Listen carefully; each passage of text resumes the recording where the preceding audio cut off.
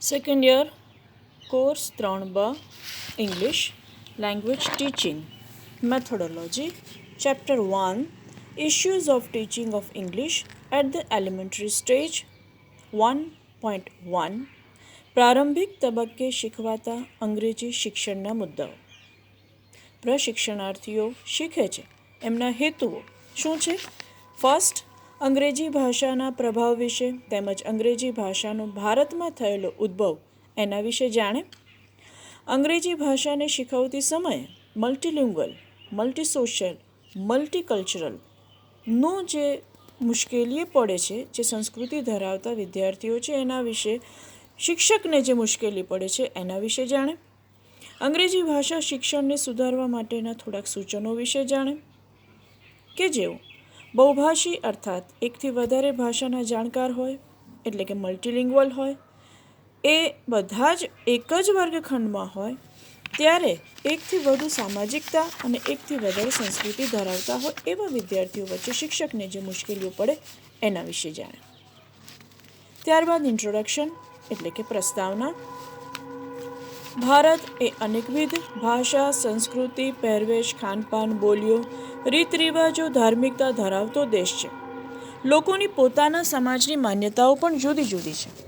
એમાં એમ કહીએ તો પણ ખોટું નથી કે શાળાના એક જ વર્ગમાં આખું રાજ્ય કે આપણા દેશના વિદ્યાર્થીઓ ભણે છે. એક જ વર્ગખંડમાં કોઈ ગુજરાતી, મરાઠી, સિંધી, રાજસ્થાની, પંજાબી, તમિલિયન વિદ્યાર્થીઓ જોવા મળે છે. ઉદાહરણ સ્વરૂપે જોઈએ તો આપણા જ વર્ગમાં કોઈ ભાવનગરનું, તો કોઈ બાવળાનું, કોઈ સુરેન્દ્રનગર, તો કોઈ ગોધરાનું, કોઈ ખેડાનું, આમ વિવિધ જિલ્લાઓના તાલીમાર્થીઓ શાળા કે કોલેજમાં એક જ વર્ગખંડમાં ભણતા જોવા મળે છે. આપણા જ વર્ગખંડમાં ધોળકા શહેરની તાલીમાર્થી બહેનો ભણે છે, નડિયાદની ભણે છે, ખેડાની, પાલીતાણા, સંતરામપુર અને અમદાવાદ શહેરની પણ. ધોળકાના આજુબાજુના ગામ જેમ કે ધંધુકા, ચલોડા, બગોદરા, ફેદરા, રઢુ જેટલા કેટલા બધા જુદા જુદા ગામની તાલીમાર્થી બહેનો આપણી સંસ્થાના પ્રથમ અને દ્વિતીય વર્ષના વર્ગખંડમાં ભણે છે. આપણી કોલેજના વર્ગખંડમાં માન્ય ભાષા ગુજરાતી, પરંતુ આપણા બધાની બોલીઓ ભિન્ન. જેમ કે સાબરકાંઠા, મહેસાણા, ભાવનગરની કોઈ પણ વ્યક્તિ બોલે કે તરત જ ખબર પડી જાય કે આ વ્યક્તિ ક્યાંની છે. ભારતીય ઉપખંડમાં 122 જેટલી ભાષાઓ વ્યવહારમાં છે અને એ એનું પોતાનું અસ્તિત્વ ધરાવે છે.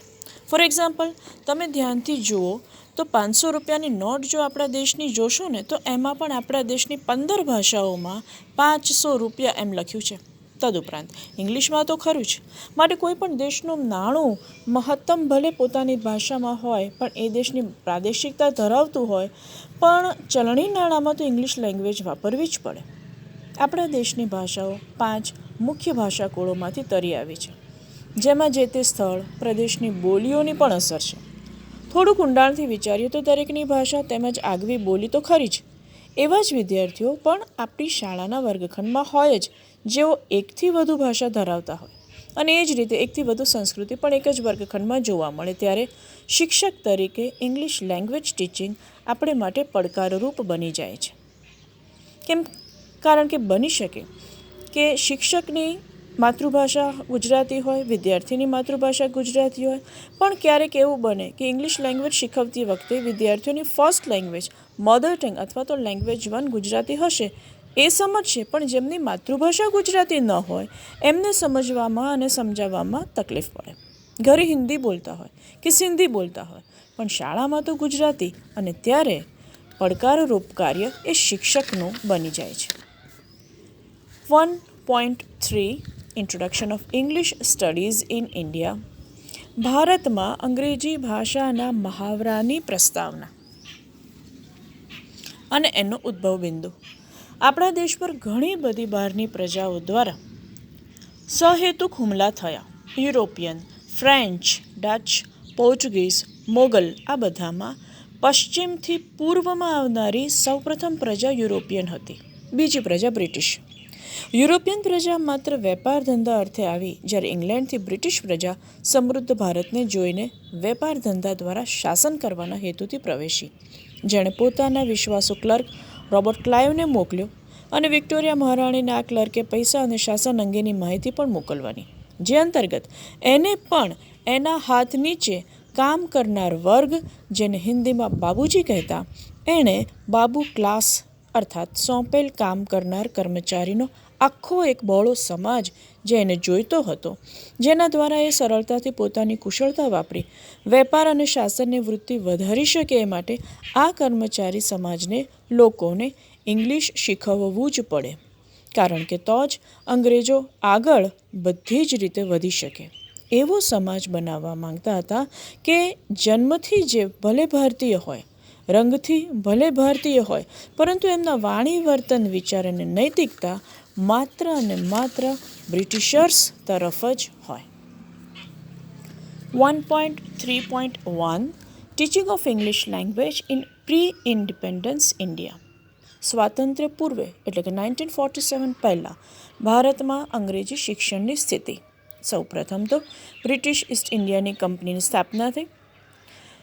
ઈસવીસન 1781માં અંગ્રેજી શિક્ષણ માટે પ્રથમ મિશનરી સ્કૂલ કલકત્તામાં અંગ્રેજી વાઇસરોય વોરન હેસ્ટિંગે ખોલવાની પરવાનગી આપી. ત્યારબાદ ઈસવીસન 1800માં લોર્ડ વેલેસ્લીએ ફોર્ટ વિલિયમ કોલેજની સ્થાપના કરી, જેનો મૂળ હેતુ ઈસ્ટ ઇન્ડિયા કંપનીના કર્મચારીઓ ભારતીય ભાષા અને રિવાજો શીખે એ હતો. ઈસવીસન 1813માં બ્રિટિશ પાર્લામેન્ટે એક મુસદ્દો તૈયાર કર્યો, જે અનુસાર પ્રત્યેક વર્ષ લગભગ 1 લાખ પુસ્તકોના પ્રકાશન અને શિક્ષણ પાછળ ખર્ચાય એ હતો. હવે એ સમસ્યા ઊભી થઈ કે એ સમયે ભારતમાં આદિભાષા સંસ્કૃત ઉપરાંત પ્રાકૃત, પાલી, સિંહાલી ભાષા સાથે હિન્દીનું પણ વર્ચસ્વ હતું. દક્ષિણમાં એ જ રીતે કન્નડ, તેલુગુ, મલયાલમ ઇત્યાદિ. હવે આ જે ફંડ મળે એનો ખર્ચ કઈ ભાષા માટે કરવો, અંગ્રેજી કે સ્થાનિક? ઉપરોક્ત સમસ્યાનો ઉકેલ 22 વર્ષે અર્થાત 1835માં લોર્ડ મેકાલેએ લાવ્યો. અંગ્રેજી ભાષાને વહીવટી, શિક્ષણ અને પ્રગતિશીલ ભાષા તરીકે માન્યતા આપી તથા આ સાથે બ્રિટિશ ગવર્મેન્ટે એ પણ નિર્ણય જાહેર કર્યો કે હવે પછી આ 1 લાખના ફંડમાંથી ભારતીય કોઈ પણ ભાષાના પ્રચાર માટે નહીં વપરાય, પરંતુ માત્ર ને માત્ર અંગ્રેજી ભાષાના પ્રસાર માટે જ ભારતમાં વપરાશે. ઈસવીસન 1857માં સર્વપ્રથમ યુનિવર્સિટીઓ કલકત્તા, મુંબઈ અને મદ્રાસમાં સ્થપાઈ. 1.3.2 English teaching of English language in post independence India. સ્વાતંત્ર્ય બાદ 1947 પછી ભારતમાં અંગ્રેજી શિક્ષણની સ્થિતિ. ઈસવીસન 1949માં ભારતમાં સર્વપ્રથમ શિક્ષણ પંચની રચના કરવામાં આવી, જેને આપણે યુનિવર્સિટી એજ્યુકેશન કમિશન તરીકે અથવા તો ડૉક્ટર એસ રાધાકૃષ્ણન કમિશન તરીકે ઓળખીએ છીએ. ઈસવીસન 1951માં પ્રાથમિક શિક્ષણ સમિતિની રચના થઈ. 1952માં સેકન્ડરી એજ્યુકેશન કમિશનની રચના થઈ. 1960 સુધી અર્થાત લગભગ સંપૂર્ણ સ્વતંત્ર થઈ 10 વર્ષ વીતી ગયા બાદ પણ સામાન્ય જનજીવનના માનસમાં અંગ્રેજી, હિન્દી અને સંબંધિત અન્ય ભાષાઓના વ્યવહારિક સ્થાન કે અગ્રિમતા કે પ્રાધાન્ય વિશે કોઈ જ સ્પષ્ટતા ન હતી. આની ફલશ્રુતિ રૂપે ઉત્તરમાં ઇંગ્લિશ ભાષાનો તથા દક્ષિણમાં હિન્દી ભાષાનો વિરોધ વંટોળ સર્જાયો. ઈસવીસન 1961માં 3 લેંગ્વેજ ફોર્મ્યુલા અર્થાત ત્રિભાષા સૂત્રના અમલનો નિર્ણય કરવામાં આવ્યો. એ અંતર્ગત સ્થાનિક પ્રાદેશિક ભાષાનો ઉપયોગ, હિન્દી અથવા કોઈ પણ ભારતીય ભાષાનો ઉપયોગ, ઇંગ્લિશ અથવા કોઈ પણ યુરોપિયન ભાષાનો ઉપયોગ. આનો હેતુ આ 3 લેંગ્વેજ ફોર્મ્યુલા ત્રિભાષા સૂત્રનો હેતુ વિવિધ ભાષાઓને સમાન દરજ્જો આપી રાષ્ટ્રીય ભાવનાને મજબૂત કરવાનો હતો. ઈસવીસન 1952માં લંડન સ્કૂલ દ્વારા તૈયાર થયેલ એક આખું માળખું Madras English language teaching MELT ભારતમાં દાખલ કરવામાં આવ્યું. ઈસવીસન 1954માં બ્રિટિશ કાઉન્સિલના સહયોગથી અલ્હાબાદમાં ઇંગ્લિશ લેંગ્વેજ ટીચિંગ ઇન્સ્ટિટ્યૂટની શરૂઆત કરવામાં આવી. ઈસવીસન 1966માં કોઠારી કમિશન દ્વારા સૌ પ્રથમવાર શિક્ષણ વિષયક નીતિ ઘડવામાં આવી, જેમાં નોંધ કરવામાં આવી કે સમગ્ર ભારતમાં પ્રાથમિક અને ઉચ્ચતર ધોરણોમાં પ્રાદેશિક ભાષાઓનો ઉપયોગ શિક્ષણના માધ્યમ તરીકે થઈ રહ્યો છે અને પ્રાદેશિક ભાષાઓનો ઉપયોગ યુનિવર્સિટીમાં પણ થાય એ માટેના અસરકારક પગલાં લેવાવા જોઈએ. 20 વર્ષ બાદ ઈસવીસન 1986માં નેશનલ પોલિસી ઓન એજ્યુકેશન તૈયાર કરવામાં આવી રાજીવ ગાંધીના સમયમાં. 1.4 issues of teaching English in a multilingual, multisocial, multicultural society. Multi એટલે એકથી વધારે. લિંગ્વલ, લિંગ્વા ગ્રીક વર્ડ પરથી ઉતરી આવ્યો છે. લેંગ્વેજ શબ્દ એટલે કે ભાષા. બહુભાષી, બહુસામાજિક તથા વિવિધ સાંસ્કૃતિક વારસો ધરાવતી પ્રજાને અંગ્રેજી શિક્ષણ આપતી વખતે પડતી મુશ્કેલીઓ. અન્નામલાઈ અનુસાર 2001ના સમયે ભારત બહુવિધ ભાષા ધરાવતો દેશ છે, જેમાં 1620 માતૃભાષા છે, જેમાંથી બાદ કરીને 200 જેટલી ભાષાઓને વસ્તીને આધારે ગણી કે જે યુરોપિયન દેશો કરતાં પણ ઘણી છે. ભારતીય ભાષાઓ મૂળ રીતે ઇન્ડો આર્યન, દ્રવિડિયન ઇત્યાદિમાંથી ઉતરી આવેલ છે, જે સામાજિક, સાંસ્કૃતિક અને ભૌગોલિક વિવિધતાને આભારી છે. સૌ પ્રથમ માતૃભાષા એ નવી ભાષા શીખવા માટે અવરોધક બને છે. બીજી બાબત સેન્ટેન્સ પેટર્ન એટલે કે વાક્યની તરહ અથવા તો વાક્યની રચના. ફોર એક્ઝામ્પલ, દ્રવિડ ક્રિકેટ રમે છે. આ ગુજરાતી ભાષાની વાક્ય રચના. તો દ્રવિડ નામ એટલે કે સબ્જેક્ટ, ક્રિકેટ કર્મ એટલે કે ઓબ્જેક્ટ અને રમે છે ક્રિયાપદ એટલે કે વર્બ. ઉપરોક્ત રચના અંગ્રેજી ભાષા શિક્ષણ સમયે ગુજરાતી ભાષકને અવરોધક બને, કારણ કે ઇંગ્લિશમાં for example Dravid is playing cricket, subject, verb અને ઓબ્જેક્ટ. ગુજરાતી સાદા વાક્યને માત્ર પ્રશ્નાર્થ ચિહ્ન લગાવવાથી પણ એ વાક્ય પ્રશ્ન વાક્ય બની જાય છે. ફોર એક્ઝામ્પલ, રાજુ બહાર જાય છે. રાજુ બહાર જાય છે. આવતીકાલે કર્ફ્યુ છે. આવતીકાલે કર્ફ્યુ છે. ઇંગ્લિશમાં પેટર્ન ચેન્જ થઈ જાય છે. Tomorrow is curfew. Is there curfew tomorrow? એ જ રીતે ઓર્ડર ઓફ વર્ડ્સ, શબ્દોનું સ્થાન, એમનો ક્રમ જો બદલાય તો અર્થ પણ બદલાય. ફોર એક્ઝામ્પલ, હિન્દીમાં નમૂને કા હસ્તાક્ષર એવું બેંકના ફોર્મમાં વાંચીને હસવું આવે. એના બદલે હસ્તાક્ષર કા નમૂના લખ્યું હોય તો યોગ્ય લાગે. ફોર એક્ઝામ્પલ, ગુજરાતીમાં તમે સારી સાડી પહેરી છે એટલે કે એમાં સાડીની પહેરવાની સ્ટાઇલની વાત છે, જ્યારે તમે સાડી સારી પહેરી છે તો સાડીની ગુણવત્તાની વાત થઈ છે. Difference between the sound system of two languages. બે ભાષાઓમાં જોવા મળતી ધ્વનિ વ્યવસ્થામાં તફાવત. જેમ કે સ્નેક્સ એટલે કે ફૂડ અથવા તો નાસ્તો, સ્નેક એટલે સાપ, હોલ એટલે સભાખંડ, હોલ એટલે કાણું અથવા તો છિદ્ર. Difference between return and spoken words. આમાં અમુક શબ્દો લખેલા છે જેમાં અમુક લેટર્સ જે છે એ સાયલન્ટ છે એટલે કે શાંત છે, એટલે કે એનો ઉચ્ચાર થતો નથી. ફોર એક્ઝામ્પલ, ઓનેસ્ટમાં એચ, એવી જ રીતના ફ્યુચરમાં, સાયકોલોજીમાં, ન્યુમોનિયામાં, walk, talk, batch, budget, science, night, island, knee, know, knowledge અને લાઇટ ઇત્યાદિ. Changes of a verb according to the number or gender. Use of to be forms is, am, are, singular અને plural. આપને ખ્યાલ છે એ પ્રમાણે singular હોય તો એક વચન એટલે કે ઇઝ અને એમ વપરાય, અને બહુવચન હોય તો આર. 1.2 મલ્ટીકલ્ચરલિઝમ એન્ડ સોશિયલિઝમ. બહુવિધ સાંસ્કૃતિક વારસા અને વૈવિધ્યસભર સામાજિક જરૂરિયાત તથા રીત રિવાજો. સામાન્ય રીતે જોવા જઈએ તો કોઈ વ્યક્તિ એક કરતાં વધારે ભાષા, સંસ્કૃતિ અને રીત રિવાજો પણ જાણતી હોય એ સમાજમાં પ્રભાવશાળી રીતે કમ્યુનિકેશન કરી શકે છે. જો વર્ગખંડમાં ભણતા વિદ્યાર્થીઓ પણ એક જ સમાજના નહીં પરંતુ વિવિધ સમાજમાંથી આવતા હોય ત્યારે એમના ઘરનું તથા ઘરની આજુબાજુના વાતાવરણની અસર પણ સેકન્ડ લેંગ્વેજ અર્થાત કે બીજી ભાષા શીખવામાં અવરોધ ઊભો કરે છે. તદ્દન વિપરીત વાત. અંગ્રેજી ભાષાનું શિક્ષણ એ બીજી ભાષા તરીકે શીખવાની થાય ત્યારે એ ભાષા પ્રત્યેની સમજ, લગાવ, પ્રેરણા અને મહાવરો મળી રહે એ ખૂબ જ જરૂરી છે. અને આ પરિબળો માટે ઘરની આસપાસના રહેણાંકો, શાળાની આસપાસનું વાતાવરણ પણ અસર કરે છે. જ્યારે વિદ્યાર્થીના મન મગજમાં, વિચાર અને વાણીમાં સતત માતૃભાષાનો ઉપયોગ ચાલતો હોય ત્યારે બીજી ભાષા માટે બહુવિધ સાંસ્કૃતિક વારસો પણ શિક્ષકે જ ધ્યાને રાખવો પડે. શક્ય એટલો મહાવરો શાળા દરમિયાન જ કરાવવો, કારણ કે કદાચ ઘરે જઈને વિદ્યાર્થીઓને એનો લાભ ન પણ મળે. જેમ કે ઘરમાં જ કોઈ અંગ્રેજી ભાષા ન જાણતું હોય અથવા તો આસપડોશમાં પણ કોઈ એટલું ભણેલું ન હોય કે જે અંગ્રેજી ભાષાનો ઉપયોગ કરે. દુકાન કે ખેતર હોય તો અંગ્રેજીનો ઉપયોગ શક્ય જ નથી.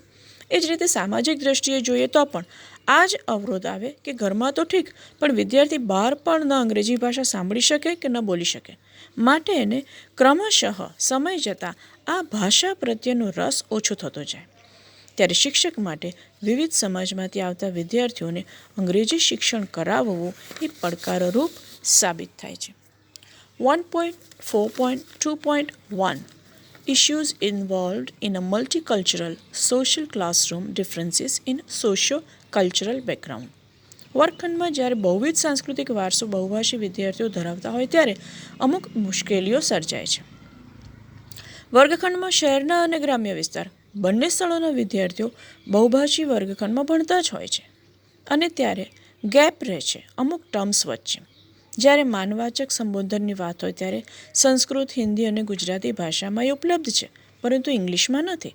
જેમ કે ગુજરાતીમાં આપને, એઓને, તેમણે, તેઓને એવું વાપરીએ છીએ. હિન્દીમાં ઉન્હોને, આપ અથવા તો ઉનકે. ઇંગ્લિશમાં તો કોઈ ભેદ છે જ નહીં. અમુક શબ્દો ગુજરાતીમાં, હિન્દીમાં, ઇંગ્લિશમાં જે જુદી જુદી રીતે વપરાય છે એનું એક કોષ્ટક જોઈ લઈએ. જેમ કે કાકા, ચાચા, અંકલ. આખું કોષ્ટક તમને દેખાઈ રહ્યું છે. ઇંગ્લિશમાં દે એ બહુવચન દર્શાવે છે. ક્યારેય પણ માનસૂચક શબ્દ માટે દેનો ઉપયોગ ઇંગ્લિશમાં કરવો નહીં. Gap in pronominal structure interpersonal relations. સર્વનામની રચનામાં રહેલ અંતર કોષ્ટક જોતાં તમને જણાશે જ.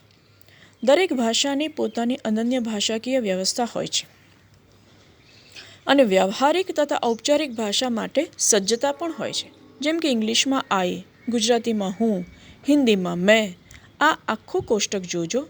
છેક છેલ્લે દે પણ છે, ગુજરાતીમાં તેઓ અને હિન્દીમાં વે.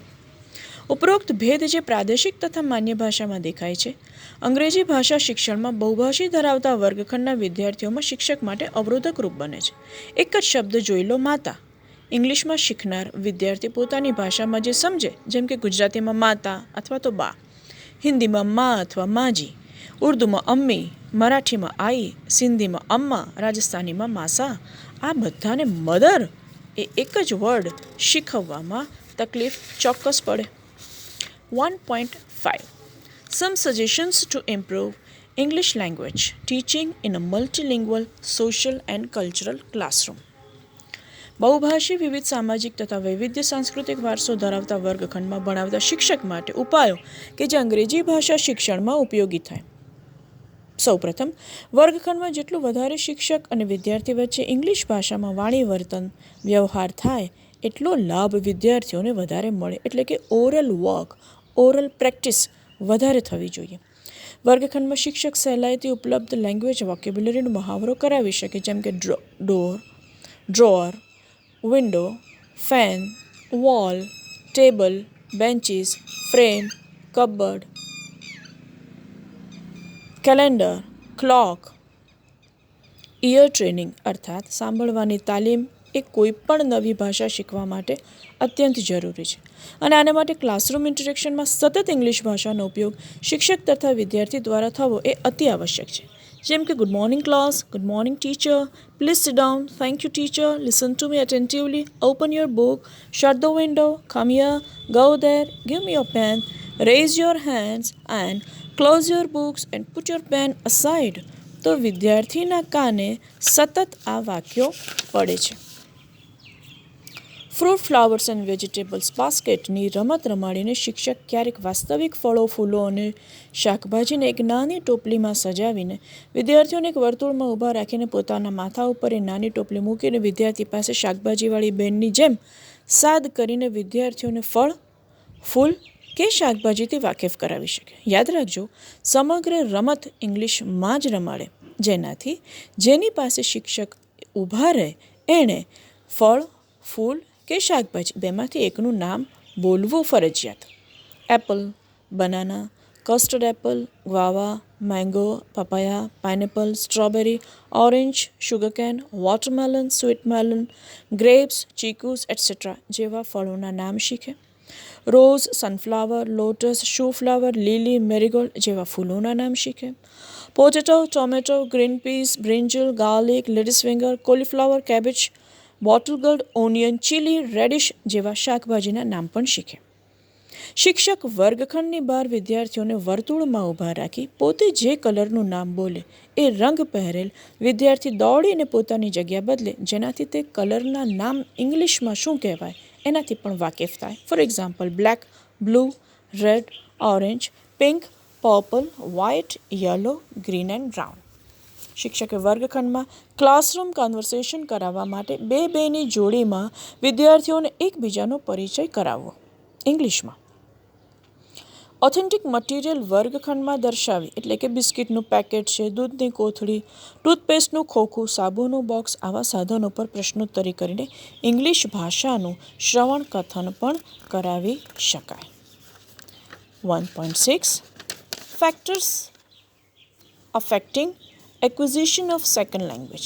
બીજી ભાષા લેંગ્વેજ 2 ને આત્મસાત કરવા માટે અસર કરતા પરિબળો. માતૃભાષાની સતત અસર. ફર્સ્ટ લેંગ્વેજ મધર ટંગ એ કોઈ પણ દ્વિભાષા બીજી ભાષા શીખનારના મગજમાં સતત હેમરિંગ કરે છે.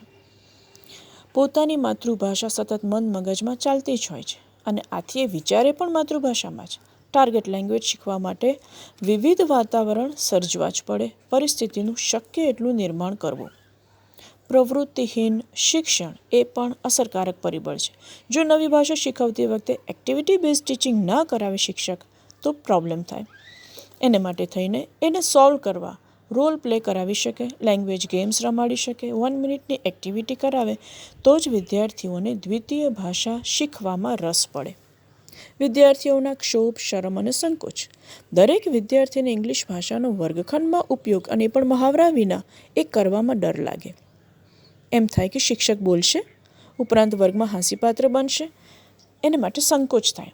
ત્યારે આવું ન બને એના માટે તમે જે બોલશો એ સાચું જ છે અને મને પણ આમ જ આવડે છે એવું કહીને વિદ્યાર્થીને મોટિવેશન આપવું તો જ એ વાત ઇંગ્લિશમાં કરે. વિદ્યાર્થીના ઘરનું વાતાવરણ, એના મિત્રો, સખીઓની બોલચાલ, કુટુંબીજનોનું વલણ, વર્ગખંડની બહાર આ બીજી ભાષા બોલવા સાંભળવાની તક કેટલી મળે છે, એને પોતાની અંતઃસ્ફૂર્ણા અને ધગશ કેટલી છે, આ બધા જ પરિબળો ઇંગ્લિશ લેંગ્વેજ શીખવામાં અસરકારક નીવડે છે. આશા રાખું છું ફર્સ્ટ ચેપ્ટર ઇંગ્લિશ લેંગ્વેજ ટીચિંગના ઇશ્યુઝ અને એના એલિમેન્ટરી સ્ટેજ ઉપરના મુદ્દાઓ આપ સૌને સમજાઈ શક્યા હશે. આના પછીની જે એક્સરસાઇઝ આપી છે એને તમે શાંતિથી સમજીને વિચારીને ચોક્કસપણે કરશો. Thank you very much for Bing with me.